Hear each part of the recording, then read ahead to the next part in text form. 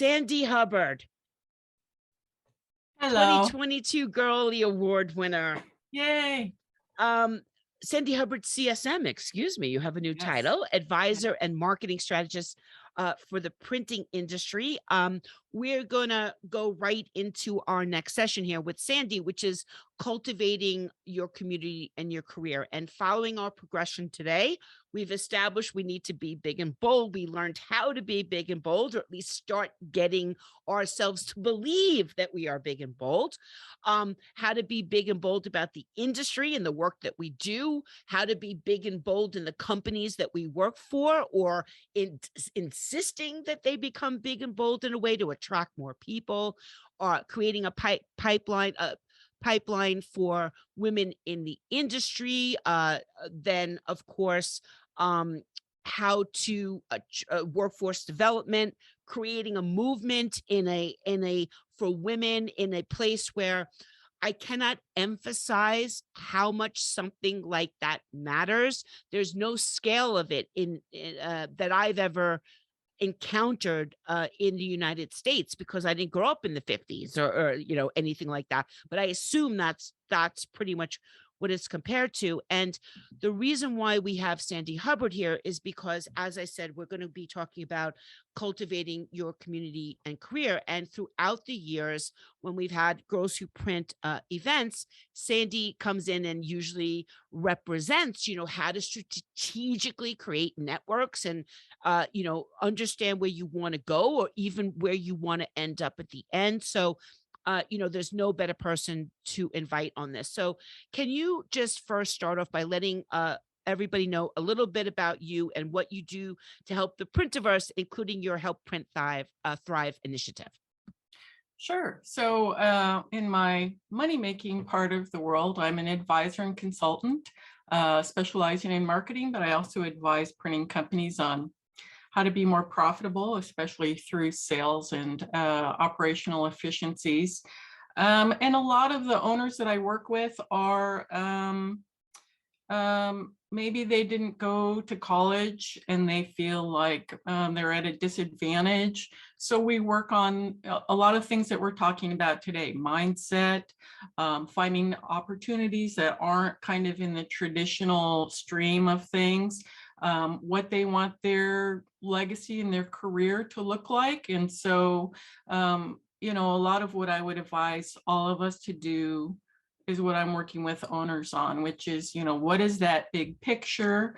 And especially with hometown print shops, which is kind of my passion project. A lot of those owners, they're working around the clock. They feel very disconnected from their communities. And they're trying to manage, supply chain and people and pay the rent on their or their mortgage. And they feel disconnected from their community. And so my role with them is to help them get reconnected, to have a leadership role in their community that isn't about making money, but it's about empowering others. And so that's kind of my passion project. A few years ago at a Girls Who Print event, Vanessa Carr, who's also known as V, was on a panel, and she talked about thinking about your career as a lattice versus a Mhm. ladder, which was a very big and bold statement at the moment, because we always think the goal is to go up. And what she said is that sometimes you have to go sideways to go up. Changing a job, for example, that might have a different career opportunities, or more layers, so there's more opportunities to get another title or another position, or gain some knowledge, and then move up the ladder or the lattice.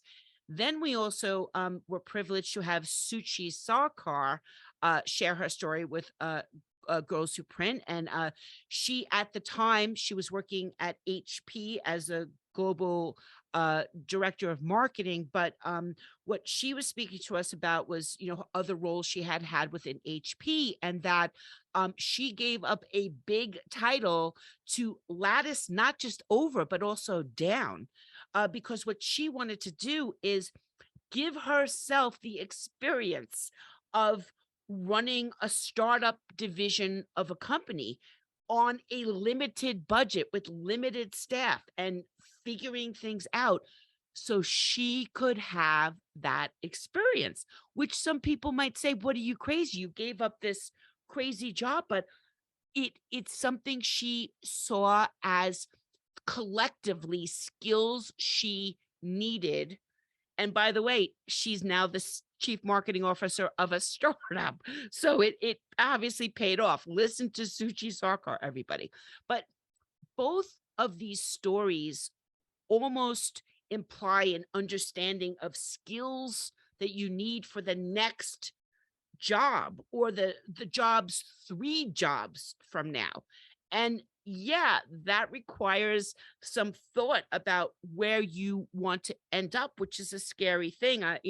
We were speaking and I remember I had the privilege of going to college and when I went there, as a freshman, so what's your major? And it was like deer in headlights. It's like, oh my God, I'm like 18, 19 years old and someone's asking me what I want to do for the rest of my life. I mean, I was paralyzed with fear over something like that.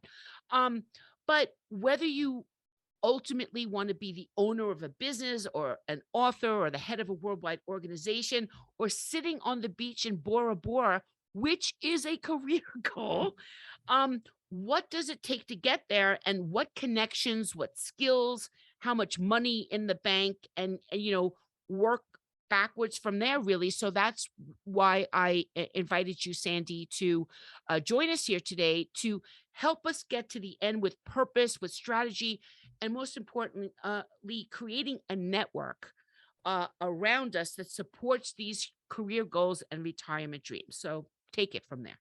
Okay, there's a lot to cover there. I do agree it takes strategy and it takes intent.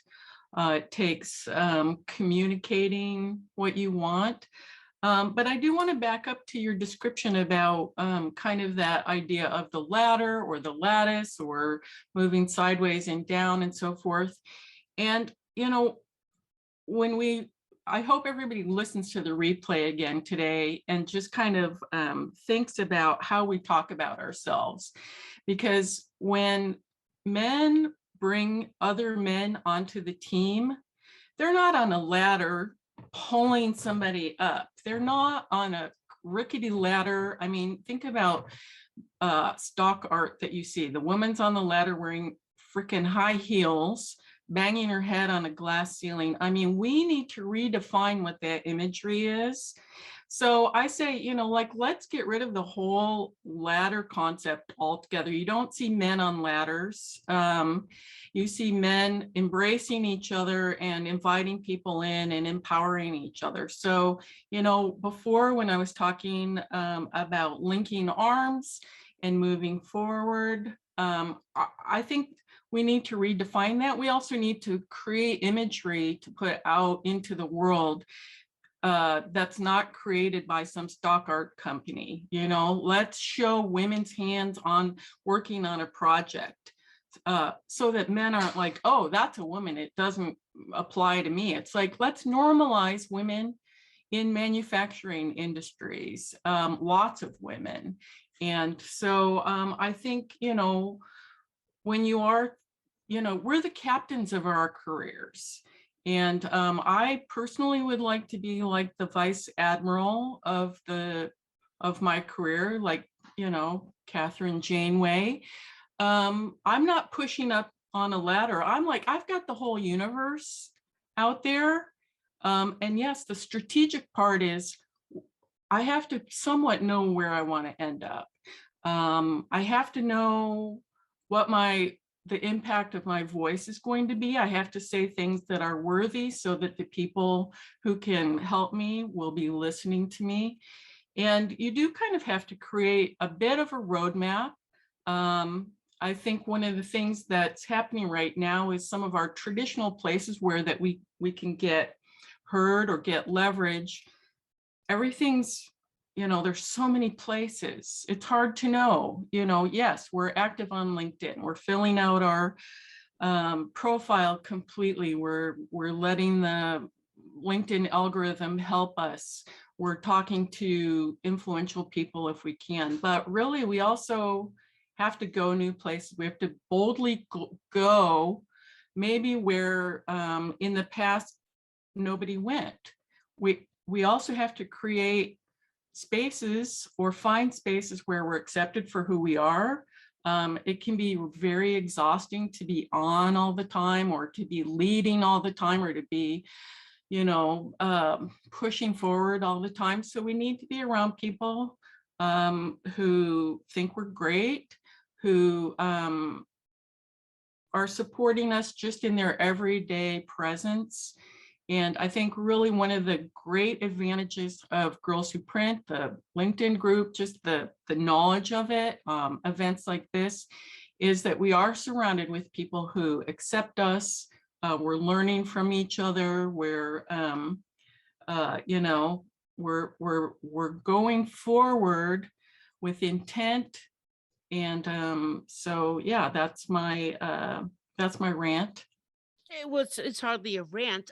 You also at one point said something really profound that affected a lot of people at a prior Girls Who Print event, which is essentially network above your pay grade. Like network with people that you're like, they're never going to connect with me, but maybe they will. Can you? And there was a really great strategy around that. So can you share a little bit about that? And then we're unfortunately we got a little behind, so we'll wrap it up. But Okay. I really and any a thing else, because I know we did have a conversation that we want to have, but we'll have it on a podcast instead Yeah, we can, if you don't yeah, we mind. can dig into this on a podcast. Well, Yeah. I think some of you may remember that I talked about the sunflower analogy, which is, that we stand tall, we rise above the chaos, we allow others to find us, because if we're running around like a crazy person and everyone else is running around, no one will ever find us. I think we have to always be considering that, we have something worth sharing, that we're of the highest quality, and and that we are empowering those around us. So there's a lot to that analogy. I think, again, one of the challenges right now is that the world's very separated from each other. And one of the things I would look forward to in a podcast discussion would be, how to be visible in some of these more unusual places, and how to leverage that, because I'm in a lot of small groups right now with early adopters. And it is funny, I was in one Tuesday with, I consider him a very famous person, and he mentioned print chat. And I just thought, this is why we keep doing what we do. It may seem relentless. Sometimes we may feel like we're just speaking into the void, but here's a person and group of non-printers. No one else in the room is in the printing industry. And this person leading the discussion, who's a famous person, said, and Sandy Hubbard helps run print chat. So it is worth having kind of that master purpose, having somewhat of a plan, being the captain of your own starship, and being very intentional about it. Sandy, thank you so much for everything you do. Maybe if you don't mind, put a link to the LinkedIn print chat group that we have and your social media in the chat, and I will 100% follow up with you on a podcast to round this out. Congratulations! If anybody missed it, Sandy won the 2022, our ninth annual Girly Award today for leadership and community service, and it's for things like this and ideas like this, sharing with everybody and really helping print thrive, which is your hashtag, your brand. And I just want to thank you so much for the 13, as long as I've been around, I've known you. So 13 years and 10 months, or no, whatever it is from June to now, of just seeing something in me that you thought was, worthy of your time. And I'm just glad that in some way, we've managed to figure out how to make it work for both of us. And just again, thank you so much for everything.